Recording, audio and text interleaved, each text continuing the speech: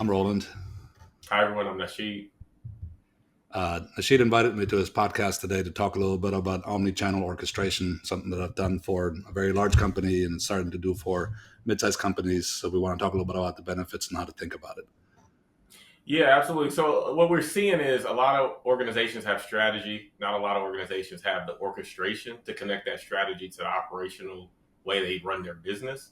And the way you've kind of done it and the way you've outlined how organizations can do it at scale is really something that we wanted to discuss today.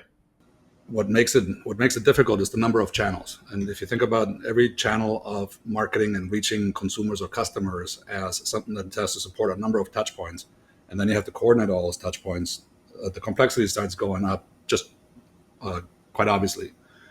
But if you start double clicking into the level of complexity, it gets mind boggling. And it's not surprising that most companies struggle without having some sort of an automation support. Imagine imagine you sell something on retail. So not only do you have retailers, and every retailer has different formats for advertisements and different kinds of media that they might support, whether it's paid search, banner ads, recommendations, sponsored search results, and all those other things. You also have to support the consumer journey across the funnel.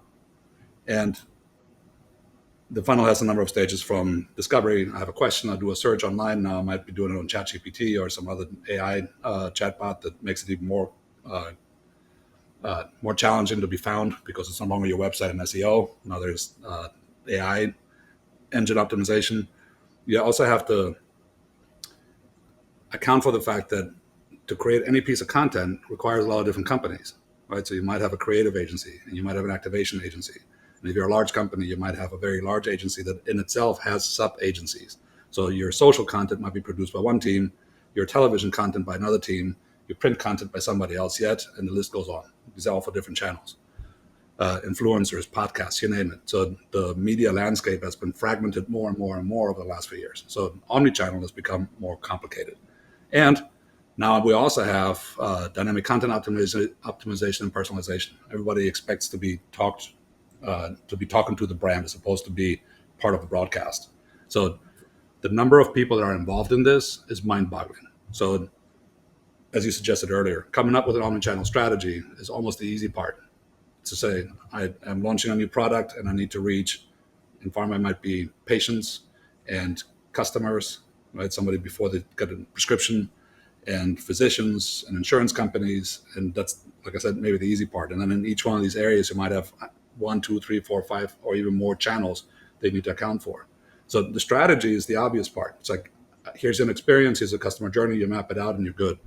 I'm not saying it's easy, but conceptually more simple than the actual orchestration. It's a lot of work. Right. You need to have Right. really good people doing it because a good campaign is usually successful, and there's a lot of bad campaigns where just nothing. It never moves the needle.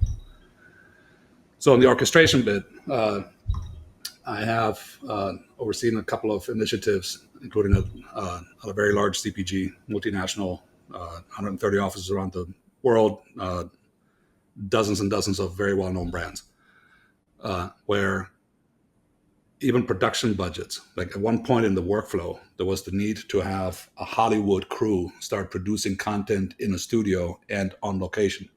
And you have to start negotiating rights with the voiceover actor and with the person who actually shows up, and licensing some right to use a specific logo for something or another. So licensing rights become super complicated.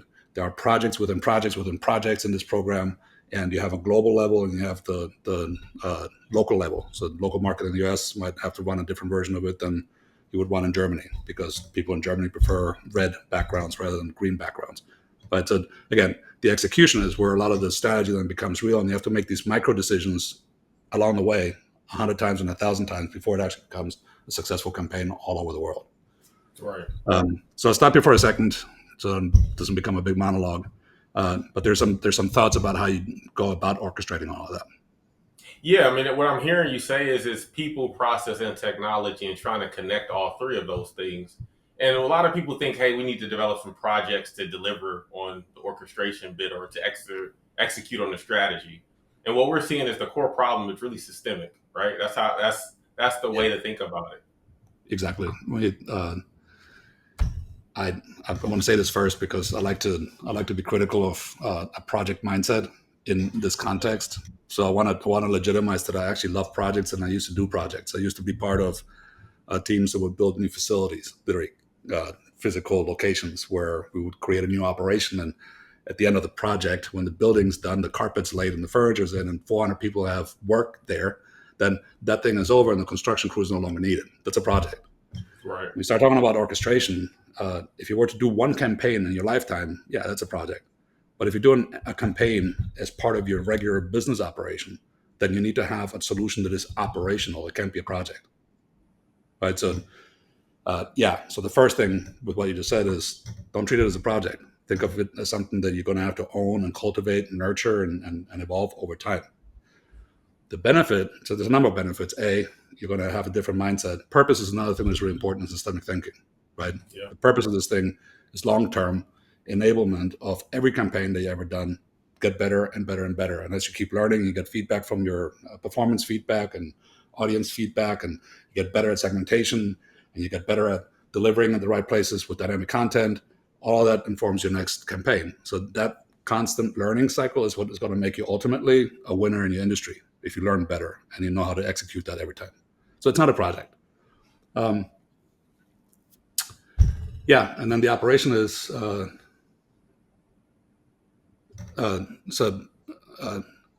here, and I have a visual. So I was trying to organize my thought here. So I have a visual that I can share about this too. So if you think about the operation, there's some things you want to automate and some things you can't automate. Again, it's one of these foundational principles. It's not a project, it's an operation. In an operation, when you need creativity and innovation and user centricity, being human centric and psychologically minded, and everything that a media campaign might need to be, the creative part of that can't be automated. There's usually people talking to each other, riffing on whiteboards, iterating creative concepts, coming up with the creative. So when people have to collaborate, you want to allow them to do that. Where we have found in the past, the biggest opportunity for productivity gains and integration gains is in the handoffs. Yeah. So I have a quick slide if you don't mind. I'll share it and you can see what I'm talking about with a visual aid.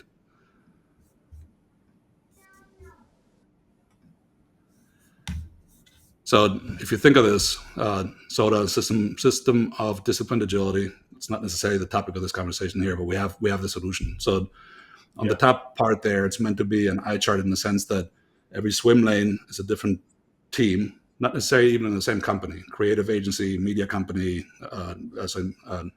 media agency, production houses, legal might be in compliance as an internal team or more than one team. You have the brand teams, then you have the whatever. The list goes on and on and on, right? You have your maybe social teams that are somewhat separate for some parts of it or not, etc. So every swim lane is a different team. The team is typically pretty good at doing their job. They've been doing this for a while. You fired experts and they know how to do creative content ideation. They know how to do media activation. Where the usual failure point is, or the break points in a value stream, is in the handoffs between these teams.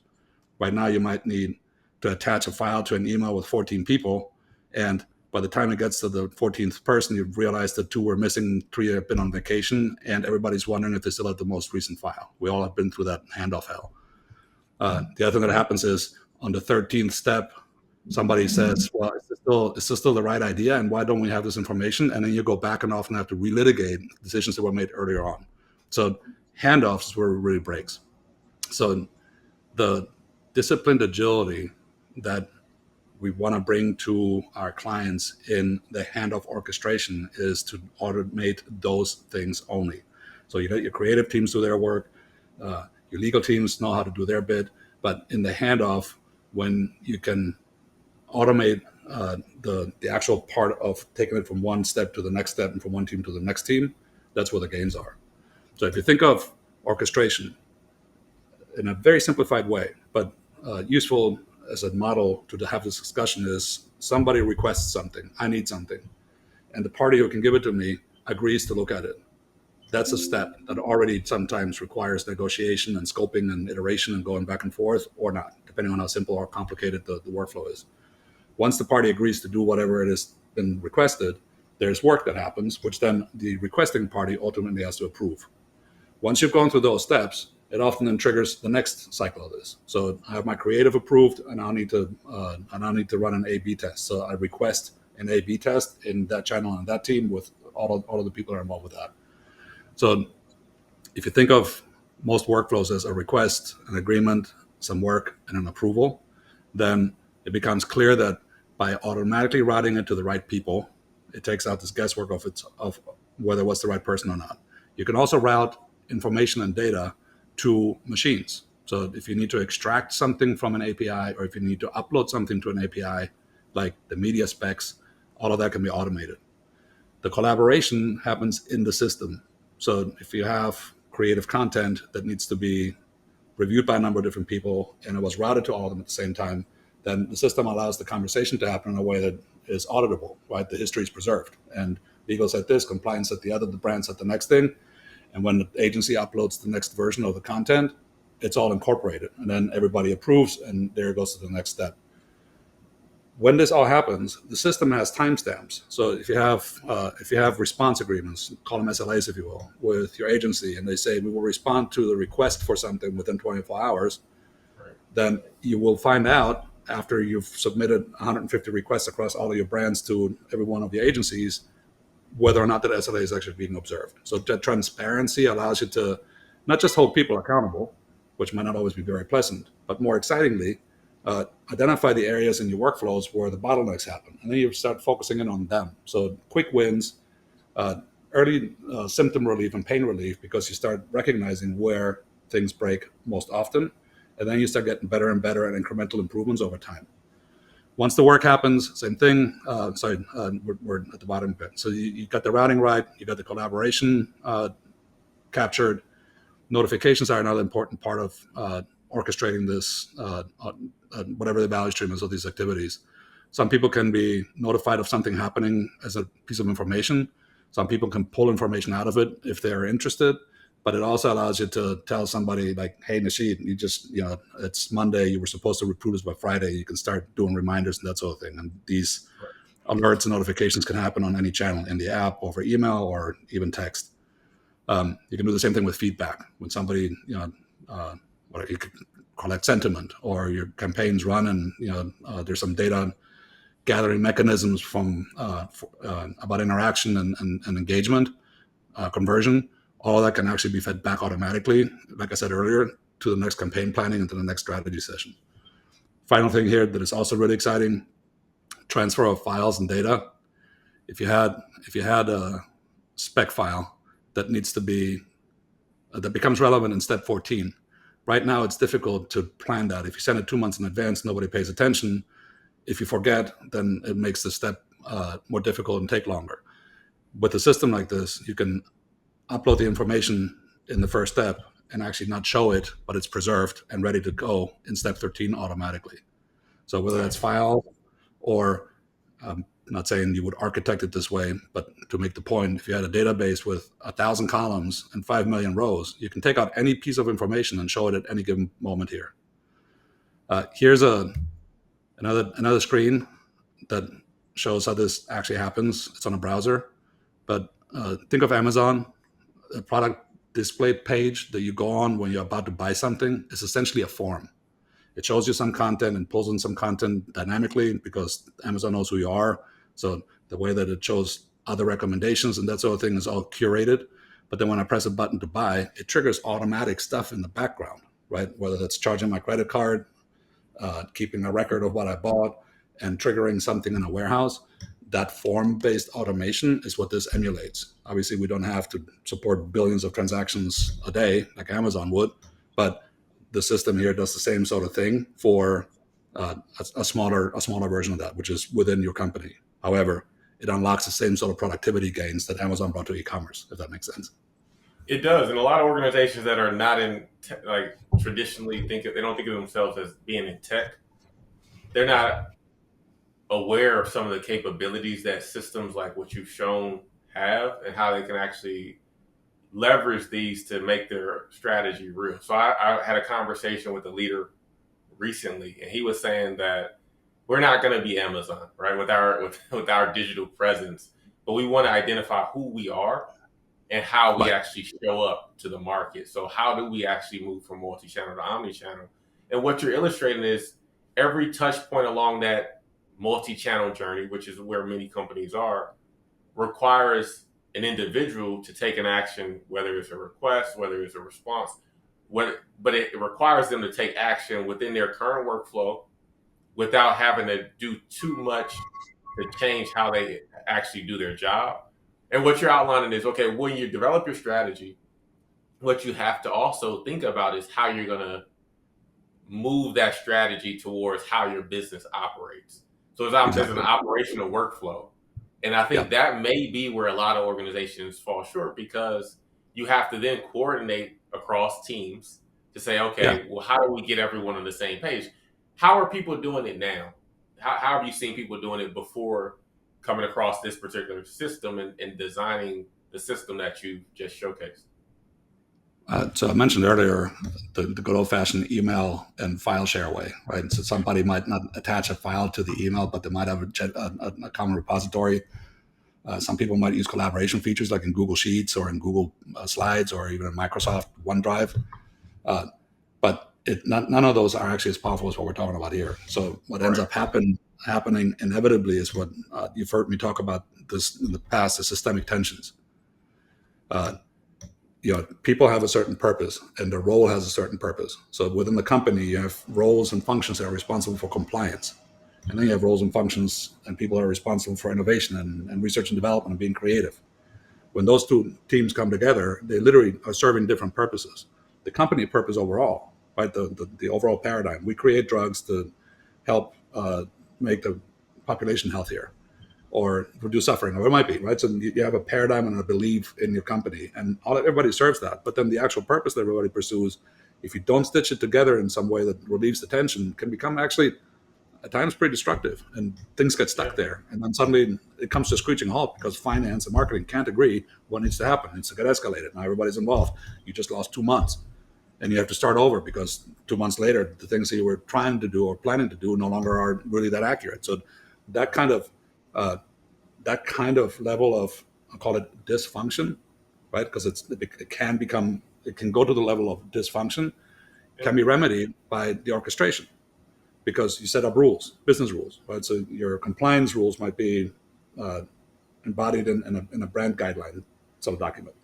But much of that can also be automated, especially these days with AI. I wouldn't suggest you do this on day one, but you roll out a system like this, like I said, you get the pain points taken care of. Eventually, you start getting more mature and more sophisticated with it. You can automate brand guideline checks where when somebody says creative's done, before any attorney or any brand compliance person sees it, an AI is looking at it and saying, hey, this is the wrong size logo. The Yep. pixel ratio is off here. This color is not, it's not, it violates our brand guidelines. So those checks can be done automatically. It gets kicked back to the agency. They have an SLA. A day later, it's fixed, and now everybody gets it with a pre-check in place. Yeah. So In it's terms really of exciting. it is very exciting in terms of thinking about like the modular content that people want to produce so that they can be have dynamic content serviced up to their customers. How do you think about that from an orchestration standpoint? Because I think that adds a little bit more complexity to it. I mentioned that earlier as a headline or as a buzzword, dynamic content optimization. But yeah, Right. so I'll tell you. So the first big program was a series of projects, and again, a bunch of people involved. But we saw the power in the solution. The first time that I worked on this, the original impetus, the trigger to even pursue the program was that commercial didn't have a good sense for how much content actually cost and how much content was actually being repurposed. And it comes down to planning a global campaign, getting a creative agency to create 30 different pieces of content optimized for different channels, and having the rights for all of that globally. But then you'd actually only run it in 2 countries and really only on 2 platforms. And it's supposed to be reused for 5 years because it's considered evergreen content. But after 6 months, the long tail starts happening and nobody's actually using Right. it anymore. Right. So when you have so there's a number of ways to answer your question, but if you think of dynamic content as what used to be, I use it applies to video and everything else, but I'll use an image as an example because it's simpler. So I used to have one image, and that was my one piece of content. It's in the asset management system, and it has an ID. And it's already challenging to make that ID go from the dam to the media company, have the media company preserve it so that when they report, you can actually tie back the engagement metrics to that piece of content. That's already challenging. The system helps with that also. But now, instead of one image, you actually have a dozen different components. So there might be a person, and you have every version of a person, young, old, female, male, and so gender, race, looks, whatever, all of that, right? Different types of models. So you have a number of different people that get put into that picture depending on who's looking at it. That's all promise of DCO. But the same thing is true for the car in the background, or is it a lake, is it a mountain, is it a cityscape, or is it somewhere in the desert? So every component now can be used as one, can be assembled to be that one image. So you need to have another layer of ID management to be able to tie all that together. So yeah, the level of complexity goes up, but if you have a system that is architected to allow a taxonomy like that, here's the master bit, right? And it's a template. It actually doesn't have any content, but it has fields where content gets populated. And then you have a hierarchy to say these 6 components are part of that one master, then you can make it all work. But it's a lot of data engineering. That makes perfect sense to me. Perfect sense. And I'd like to chime in and probe Nasheed a little bit more. And so, Nasheed, how would you define success in an omnichannel campaign? And what are some of the KPIs that really matter? That's a great question. And Bilal, I wish I had a really good answer for you. I don't think I do. I think a lot of organizations are just trying to get to the point where they can surface content dynamically across multiple channels and have it be reinforcing. So you send the initial piece of content out, you have some engagement, you want it to feel as though that particular person who engaged with your content is being taken along on a journey, so that it's not fresh content, the second time they show up or the third time they show up. You want to basically be nurturing that relationship. So in terms of the KPIs that people are looking for, when it comes to, I'm not really sure I would have a good answer for that. I think right now the biggest challenge is, how do you understand who you're engaging with and where they are on their journey and meet them where they're at. I think that's the biggest challenge. And right now it's more of an art than a hard science. So I think organizations are still trying to figure it out. Rolland, I don't know if you see something different, or if you have some KPIs that.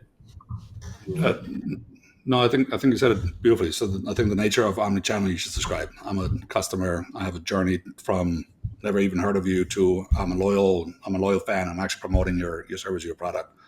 There's the funnel, there's the touch points, there's the who I am, the personalization, all of that. So you described that really well. In terms of KPIs, what I would suggest is, there's a lot to it, but if I had to really nutshell it, I would say it's about being purpose-driven and outcome-focused, right? So I think for a KPI conversation, both of those have to be qualified and quantified. So if the purpose for my omni-channel is to facilitate healing in oncology patients, the purpose is going to drive the strategy, and the purpose is going to drive the implementation and execution, and the purpose is going to define what a good outcome is. So I don't think that you're going to find, I think you would find that brand by brand, and maybe even in an omnichannel context, channel by channel, the purpose has to be adjusted. So if the purpose manifests slightly differently, then the way that you would measure the outcome has to be related to that. So it's a really important question. And I don't think there is a one size fits all. Here's how you think about it, go implement it. Answer to that. It would be part of something that you have to actually tease out as part of your implementation strategy, right? And the coaching and all these things that we bring to the table. So what's the purpose of this? That's where you start. From there, you can define what the outcomes might be. From there, you define what's our starting point on if you're a novice at it, the outcome is going to be different and what you measure is going to be different. If you've been doing it for 10 years and you're an expert at it, right? Your metrics are going to be much more sophisticated. But it doesn't mean that, in a way, I would say that the first time you measure it, as rudimentary as it may be, is the most important time to measure it, because then you just keep getting better. So figuring out what you're going to measure the first time is more important than hey, I've been doing it for 3 years. I know exactly how everything fires and what moves the needle, right? So long answer short, I think that's a conversation that is unique to every situation. No, I agree. Like the for example, in pharma, right? We're talking with leaders that we're working with, and they're saying, "Hey, we want to understand our omni-channel." But most of them are multi-channel, but our omni-channel aspirations, are they going to actually help to lead to greater script lift? Are we going to see providers writing more scripts for our drugs relative to competitors? And can we connect that ROI to our omni-channel efforts? And like I said, that's more of an art than an exact science, because as Rolland mentioned, it may take time, right? You might realize within your efforts that, hey, we are seeing more engagement, but it may not transfer directly to script lift, but it may eventually start to move the needle in other areas. So there's more to it than like Rolland said, just saying, hey, we immediately want to say we're going to see an increase in scripts, or we're going to immediately see an increase in engagement on this particular channel. I think it's a holistic approach to how do you move the organization closer to, as Rolland mentioned, the purpose. I'll tell you this too, and I use this because it's firsthand personal experience, and this is a journey that took me a few years, but super simple to understand. I used to go to the gym years ago with the purpose of being healthy, and I was spending most of my time listening to audiobooks while I was on a treadmill. So there was a level of commitment I had, and it worked. It was fine. But then eventually, life changes, things happen, this or the other. I got some coaching, and suddenly the purpose of going to the gym was to win a bodybuilding competition. Same purpose. So the purpose evolved. Same function, going to the gym, right? But everything changed. So, and I had to do the first one to get to the second one. So this is a personal experience sort of way to describe something that in an organization, in a complex system, is going to be more difficult. But even the purpose evolves. So the notion of where are we at today? What can we actually do is an important part of the conversation around purpose, just like having a vision and an end game in mind. However long it takes us, we don't know. It could be, it's probably not months. It's probably going to be years, not decades. But there's this thing, this major vision. It's very bold. And when we get there, it's going to be beautiful, right? And that's the North Star. That's the destination, and that's the direction of travel. And that's important because you've got to know what way to go, which direction to take. But then to get there is usually, there's no straight river like that unless it was man-made. And sometimes there's a purpose for that. But most evolution happens not in a straight line. There's weird angles and, organic sort of shapes. So I think of system development the same way. So if you're just starting, pick something that is easy enough and then evolve your purpose towards that end game along the way. And I worked together when we were at Mars, and we've done a whole lot, right? And I think we if someone says it's like you have a trauma bond, it's like when you deal with certain challenges, you overcome and you figure out how to really work within certain environments to bring about value. You understand some of the nuances to actually deliver on the promise of some of these efforts within organizations. And Rolland gets it. I mean, he developed a framework, or he calls it a meta framework, being humble. But the framework really outlines how organizations evolve their systems to meet purpose, as he mentioned before, within changing paradigms within their industry, especially in an environment now where everything is really rapidly shifting towards being more digital. How do you deliver on not just project plans, but how do you deliver product solutions that help enhance the way businesses operate? And that's one of the things that I think we connected on, is like organizations, whether they like it or not, are going to become more software driven. And many of the industries that are not traditionally tech companies have to shift. And Rolland, you can speak more to it, like some of the things that researching things you've come across, saying like how many companies now, we're reaching this inflection point where you were sharing that McKinsey reported that we're now at a point where, for the first time ever, non-tech companies are hiring more software developers.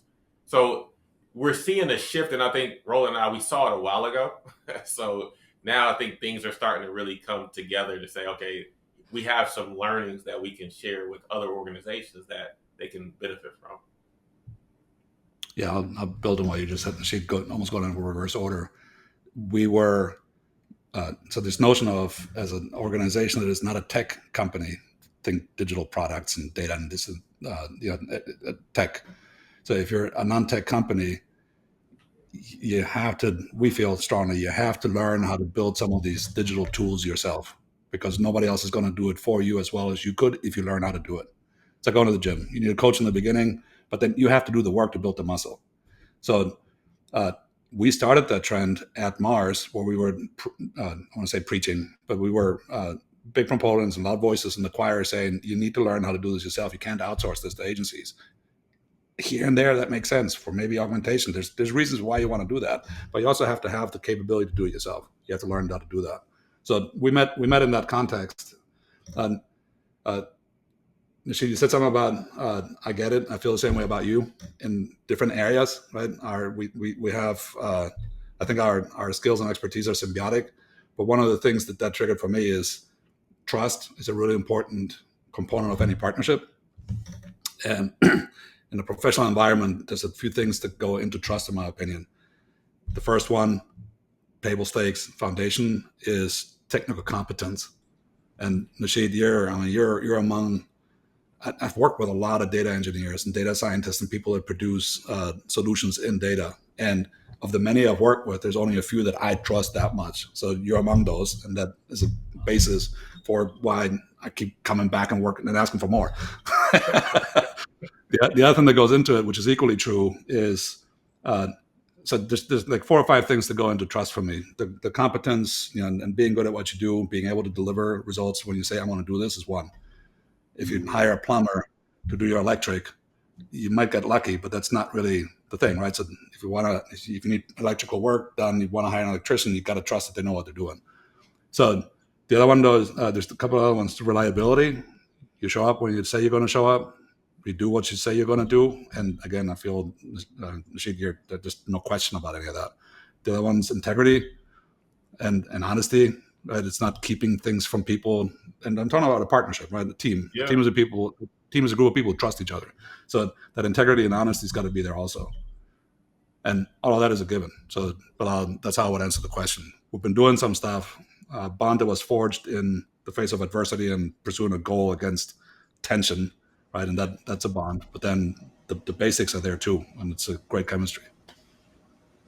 No, definitely. And for pharma companies that wanna, really invest in in their omni-channel strategy, what would a successful omni-channel strategy look like for a pharma company? And maybe we can start with Nasheed. Yeah, sure. So a successful strategy, as we mentioned, the strategy many organizations have, the orchestration bit is really where the challenge exists. So a successful strategy is identifying, most times they start with one single brand, as Rolland mentioned, with a single purpose. Hey, we want to optimize for this particular channel. Maybe it's email, or maybe it's the website. They want to monitor how people are engaged with this website. So the strategy identifies the opportunity and then the value that the company expects to get from executing on that particular opportunity. And once they zero in on that particular purpose, they develop the various steps that need to happen around executing on that. So the successful strategy is one that identifies a real need and actually outlines the process for how the organization will deliver on it. Now, the challenge becomes, how do you connect the people, the processes, and the technologies that are available to you to deliver on that? So one of the biggest obstacles is organizations invest in plenty of tools and technologies. We don't need to name any of them. They have CDPs in place. They have other things in place. And what leaders have been telling us is, hey, we have these tools. We made the investment. How do we actually guarantee that we're getting the maximum value from the tools we've invested in? Because the teams within organizations may have limited, to Roland's point earlier, competencies around the technology stack. And so teams mistake having tools and technology as having capability. And the capability is really unlocked when you actually have an understanding of how to utilize these tools in tandem with the people and the current processes. So that's the magic of orchestration. It's like, okay, I understand what tools we have available.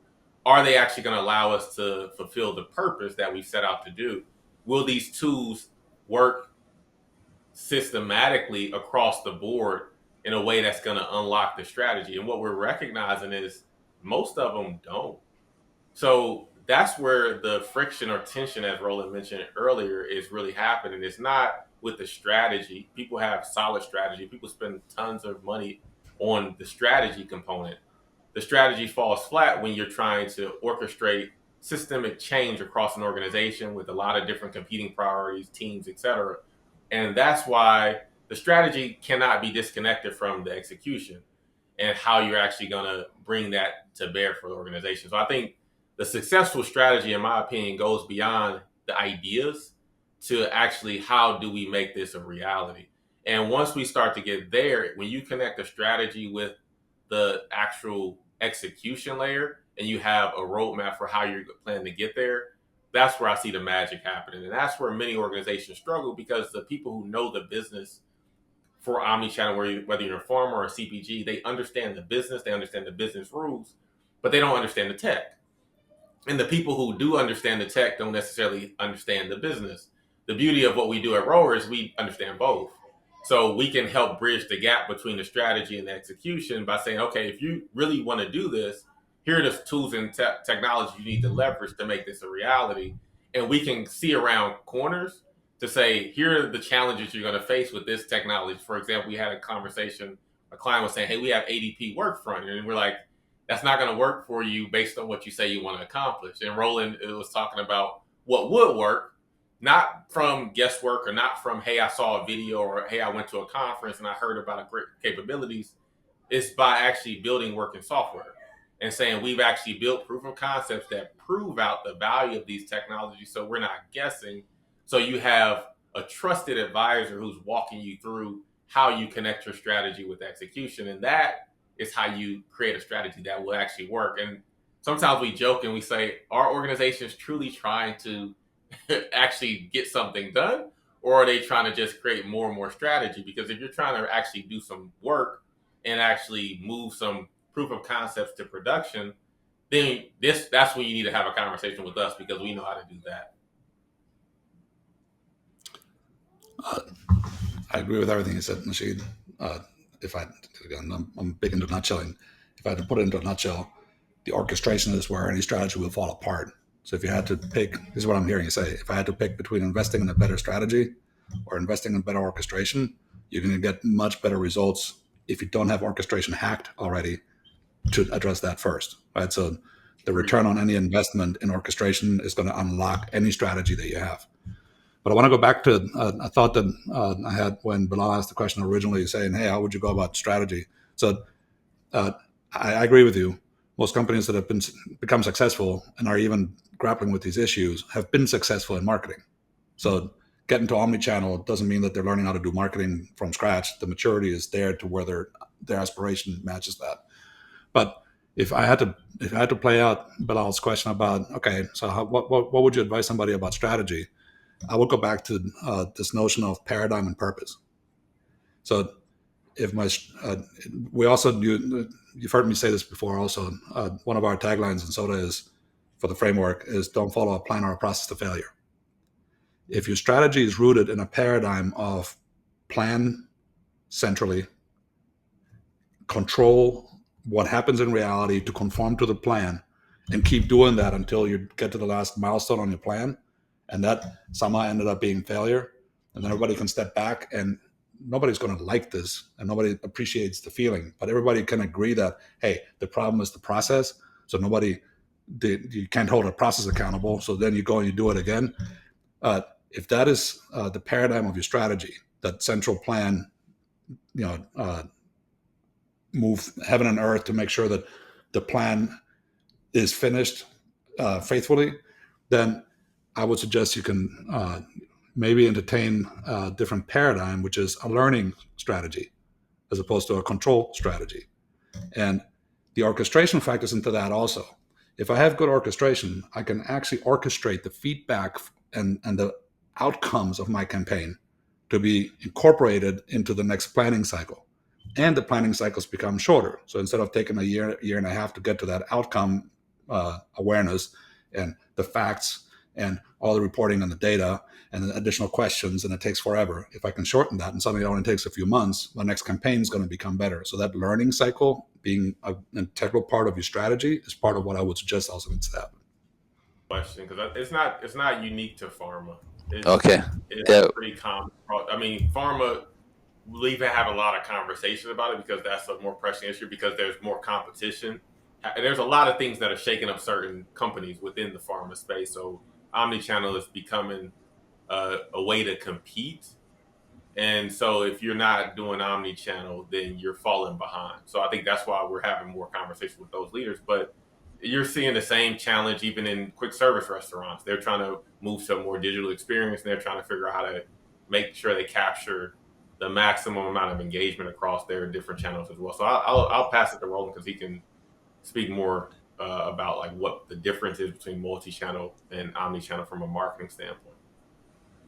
So to me, as you suggest, Nasheed, in terms of definitions that would apply to any industry in any context would be that I think of multi-channel as every channel is operated independently, right? So I have a social specific campaign, or I have a television specific campaign, and again, uh, if I'm at a doctor's office and I'm getting a script, and now I'm a patient, then there's a patient channel or more than one, or whatever, there's patient channels, and they're treated independently. Omni-channel, by definition, would be where all of that is orchestrated. Sorry, maybe this using the word too often. It's integrated, so the messaging is integrated, and it becomes relevant at the touch point. So if I'm doing discovery and searching, or if I'm talking to my doctor, or whatever all the touch points are, every touch point is treated as a specific context that has some personal components that have to be accounted for, so that the purpose, which ultimately might be conversion to patient and then long-term use sort of thing, that all of that is served at every given point in the context and for the person doing it. So that level of integration and sequencing and appreciating that it's a journey, not just one point that is independent from some other point, much like the workflow conversation we had. If in the third step of a workflow or a value stream that has 35 steps, I'm generating something that you need in step 34, then the system should surface it in 34. Not I have to go back to the person that was involved in the third step, and it's two separate events that now have a ton of effort to somehow be stitched together.